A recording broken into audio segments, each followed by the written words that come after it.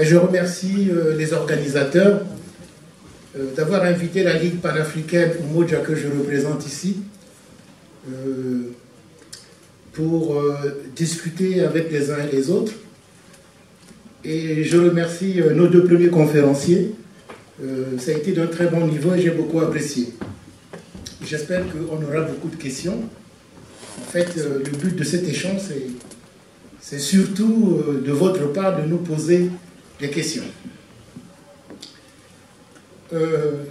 J'ai vu que dans les flyers qui présentaient l'événement, le thème a été mis le franc CFA, monnaie coloniale. En fait, je vais être plus précis dans le cadre de mon intervention. Le thème, ce sera la politique coloniale française, le franc CFA et les indépendances en Afrique, plus exactement. Donc, en 20 minutes, on va essayer de balayer ça. Ce qu'il faut déjà dire, c'est que la déportation, l'esclavage d'une partie de la population africaine durant des siècles a beaucoup fragilisé les structures sociales du continent. Ce qui a permis à l'Europe, et notamment à la France, d'installer le système d'exploitation coloniale. Donc, si on veut donner une définition à la colonisation, on peut dire que la colonisation se caractérise par l'annexion d'un territoire par une force étrangère à des fins politiques ou économiques. Donc, elle marque aussi l'occupation, l'exploitation et la mise sous tutelle d'un territoire et de ses ressortissants.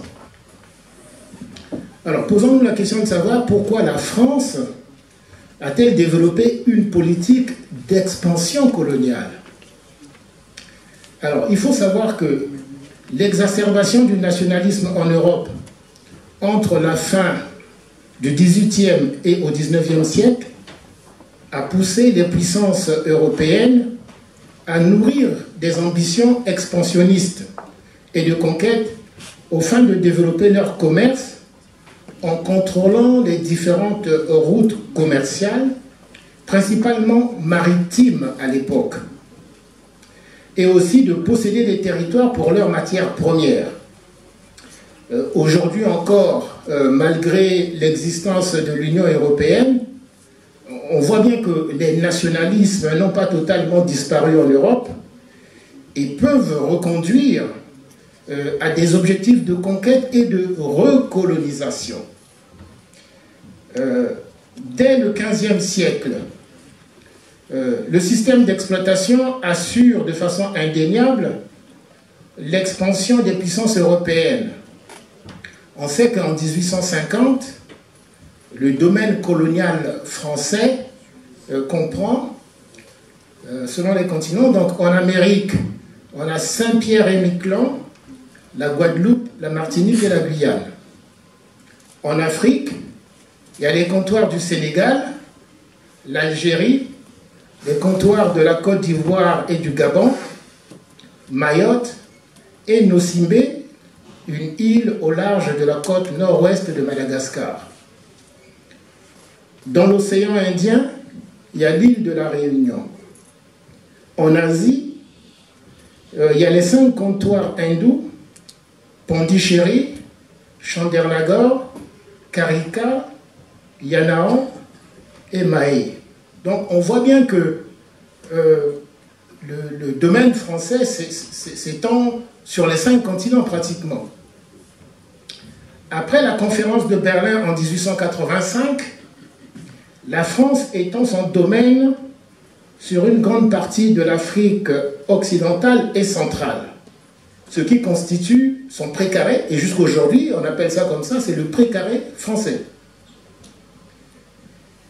Nous disons colonisation égale exploitation des richesses du sol et du sous-sol. Chacun sait que dans tous ces territoires, la France exproprie et exploite les matières premières pour alimenter principalement l'industrie française et elle utilise les colonies comme débouchés pour ses produits finis. La crise économique de 1929 contraint la France à se replier sur son empire colonial pour protéger son économie et son commerce extérieur. En 1939, la France crée la zone franc, qui lui permet de garder le contrôle économique sur les territoires colonisés. Les échanges économiques avec les pays extérieurs à la zone franc sont interdits, ce qui renforce les servitudes économiques et commerciales des colonies vis-à-vis de la France. En 1945, au sortir de la Seconde Guerre mondiale, la France est affaiblie. Elle doit dévaluer le franc français. Elle crée une monnaie pour les colonies françaises d'Afrique, intitulée franc CFA. Cela lui permet de contrôler et de garder un rôle dominant dans le commerce extérieur des colonies. Notons que les colonies françaises n'ont le droit de ne commercer qu'avec la métropole. Les travailleurs africains sont sous-payés, maltraités, et les exemples sont nombreux, d'après les témoignages des anciens, sur ce système colonial marqué par l'injustice, la maltraitance, l'expropriation et l'exploitation.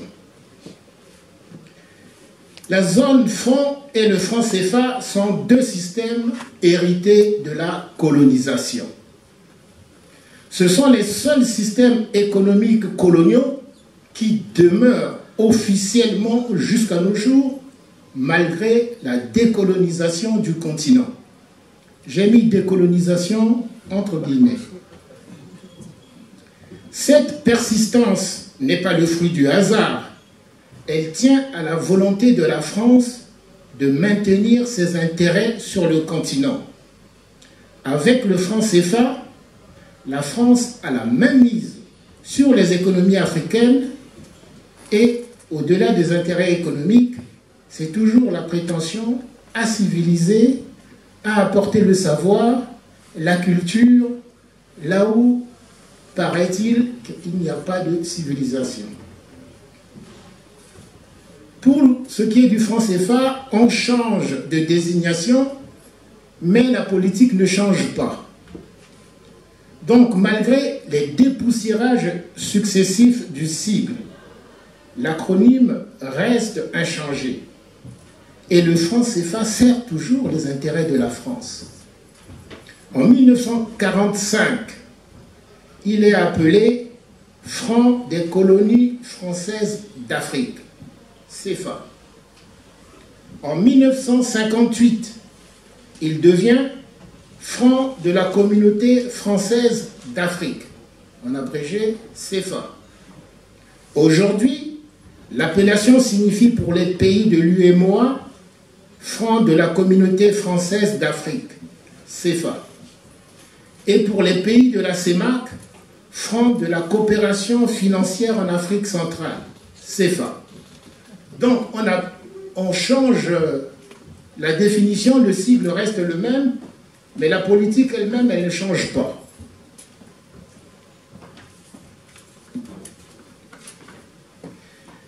Donc, pour la zone franc CFA d'Afrique occidentale, il faut savoir que c'est la Banque centrale des États d'Afrique de l'Ouest qui émet les billets du franc CFA pour 8 États membres, que sont le Bénin, le Burkina Faso, la Côte d'Ivoire, la Guinée-Bissau, le Mali, le Niger, le Sénégal et le Togo. Et pour l'Afrique centrale, donc pour le franc CFA de la coopération financière en Afrique centrale, qui est émis par la Banque des États d'Afrique centrale pour 6 pays membres, que sont le Cameroun, le Congo, le Gabon, la Guinée équatoriale, la République centrafricaine et le Tchad. Donc, il y a bien deux zones francs CFA. Cependant, les billets émis par la BCEAO, Banque centrale des États d'Afrique de l'Ouest, dont le siège est à Dakar, ne circulent pas et ne s'échangent pas dans les pays de la CEMAC, Communauté économique et monétaire d'Afrique centrale, dont la banque est à Yaoundé. Réciproquement, les billets émis par la BEAC, donc la Banque des États d'Afrique centrale, ne circulent pas et ne s'échangent pas dans les pays de l'UEMOA. En conséquence, il y a donc très peu d'échanges économiques entre ces deux zones, volonté de l'ancienne puissance coloniale, pour mieux contrôler et dominer les États. C'est l'illustration de la maxime « diviser pour régner ». Examinons maintenant les 4 grands principes. Enfin, on va plutôt les citer parce qu'on n'aura pas le temps de tout examiner. Il y a 4 grands principes qui règlent le fonctionnement du franc CFA. 1. La centralisation des réserves de change au Trésor français, qu'on appelle les comptes d'opération. En 2, il y a la fixité de la parité franc CFA euro. C'est-à-dire que entre le franc CFA et l'euro aujourd'hui, il y a une parité fixe. 1 euro égale 655,957 francs CFA. 3. La libre convertibilité du franc CFA, hier en francs français, aujourd'hui en euros. Et 4. La libre transférabilité des capitaux de la zone franc vers la France. C'est-à-dire qu'il n'y a pas de frais de douane, machin, on exploite et on rapatrie tous les bénéfices. Donc voilà. Ces 4 principes ont pour objectif d'enrichir la France et d'appauvrir les pays africains de la zone CFA. La France impose sa participation aux instances de direction des banques centrales africaines, pièces maîtresses du système CFA. Elle veille et garantit l'application sans faille des 4 principes précédemment cités. Elle a un droit de veto sur les 3 banques, la BCEAO, la BEAC et la BCC, Banque centrale des Comores. Le franc CFA est le prolongement de la politique coloniale française en Afrique en matière monétaire. Les pays africains de la zone CFA doivent déposer leurs réserves monétaires au Trésor français. Il faut savoir que sous la colonisation, la France prenait gratuitement les matières premières. Depuis les indépendances de 1960, chaque pays anciennement colonisé a signé des accords de coopération économique avec la France et les autres pays de l'Europe occidentale. En 1963, il y a eu Yaoundé 1, en 1969, il y a eu Yaoundé 2, en 1975, Lomé 1, 79, Lomé 2, 84, Lomé 3, 90, Lomé 4, en 2000, Cotonou, Africa CP, et puis aujourd'hui, on est dans les accords de partenariat économique, donc les APE. Avant, ce qu'il faut savoir, c'est qu'avant 1973, les pays africains de la zone CFA avaient l'obligation de verser l'intégralité de leurs devises au Trésor français. Donc, ces devises sont placées sur des comptes d'opération qui sont enregistrés au nom des États africains, mais ces derniers ne peuvent en disposer librement. À partir de 1973, les Africains sont autorisés, disons ça comme ça, à verser au minimum 65% de leurs réserves d'exploitation au Trésor public français. Il faut alors attendre la réforme de 2005 qui s'applique encore aujourd'hui pour que le Trésor français détient au moins 50% des réserves monétaires des pays africains appartenant aux deux zones CFA. Mais cela n'empêche pas que certains États CFA, notamment d'Afrique centrale, déposent jusqu'à 90% de leurs réserves au Trésor français.